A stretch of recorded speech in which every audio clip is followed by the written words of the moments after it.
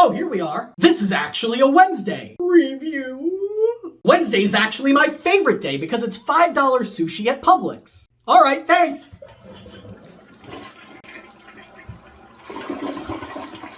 Alright, you're actually here, are you? The 2022 Tim Burton-helmed Netflix adaptation of Wednesday. You expect me not to wipe my brown eye on a Tim Burton-based project? The dude's been coasting off of one note his entire career and hasn't pumped anything out worth a damn since Big Fish! I don't like Tim Burton, but I liked this show. Let me tell you about it. So here I am reading about the Bee-Man making this teenage Wednesday show where she develops supernatural powers and solves mysteries. What? It's a recipe for disaster, and unlike the Addamses, it doesn't excite me. It fills me with apathy. But then Trash Johnson's severed hand came to life and turned it on. That's right, now he's only got one hand. I was already tied up and left for dead, so I figured, hey, why not? I got nothing else planned for today. I'll give it a look-see. Imagine my shock when I found the strength to break the ropes, heal the multiple stab wounds so I could finish the show. Maybe I'll die later. There's plenty of irons in the fire.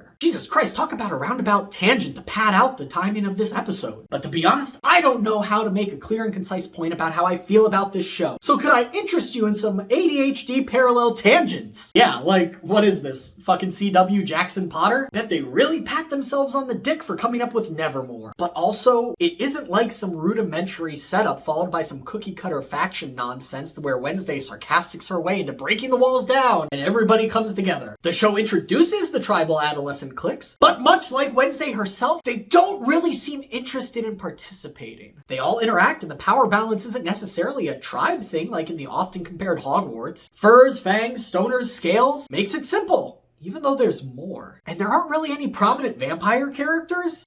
Next point. So, psychic supernatural detective. Feels played out. Superpowers. A chosen one. Sins of the father. Literally. And out of character. And a twist you can see coming a mile away. Come to think of it, if it isn't for the next part, this show would be as forgettable as Fear Streak. Always dunk on Fear Streak and its weak-ass nostalgia baiting. Alright, here we go. You got the Addams family. But Gomez is on Ambien. Huh? Louise Guzman is an intense cat. And they got him all soft-spoken in this? What the fuck-a-more? Morticia sucks. And Pugsley is a simp boy. You've heard it once, you've heard it 100 times. Simp boy. Simp boy. Simp boy. This is next to the worst interpretation of the Addams family collectively. Delivery, reaction, interaction, nothing strikes. And don't give me that, they're more realistic This is a show with a warlock zombie pilgrim and Christina Ricci without blonde or black hair. No one's watching for realism. You can stick that argument up Die Job Lurch's ass. Fred Armisen has never been appealing. Stop telling yourselves he is. Oh god, it certainly sounds like I hate this show and its bland-ass white boy leads. Put those boys on the rack and character them up a bit. I promise I don't. Wednesday, here we are. She absolutely carries this show from generic drivel to the biggest thing.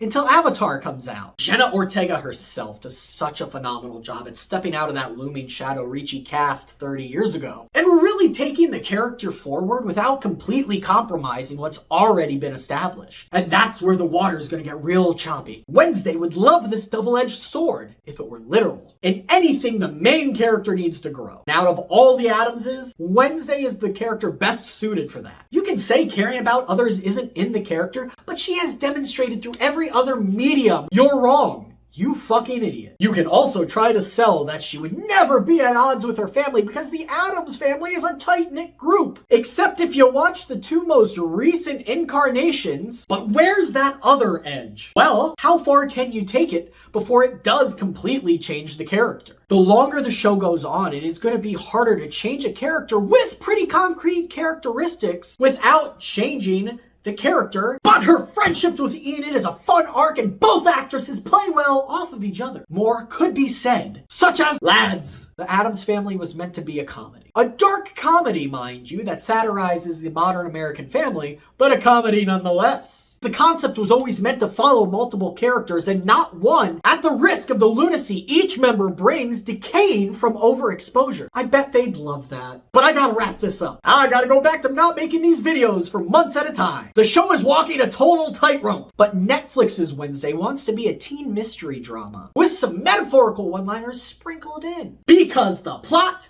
The mystery and all the surrounding characters are all goo-goo muck. Wednesday has the potential to be more than a fad dance on TikTok, but they have to hammer out the bits that don't work and maybe get the song right. I mean, everybody's gonna Mandela affect themselves. Jenna Ortega and Emma Myers can only carry this show so far, but that's from an analytical standpoint. If it were solely an Addams Family project, it would fail. However, as a Wednesday Addams spin-off project, it succeeds, and if you're just discovering the character, you should enjoy it. You just gotta get past all the gatekeeping because you know nobody else was ever new to the character. I put a witch's shawl on, but it's covered in Duke, and the broomstick got stuck inside me!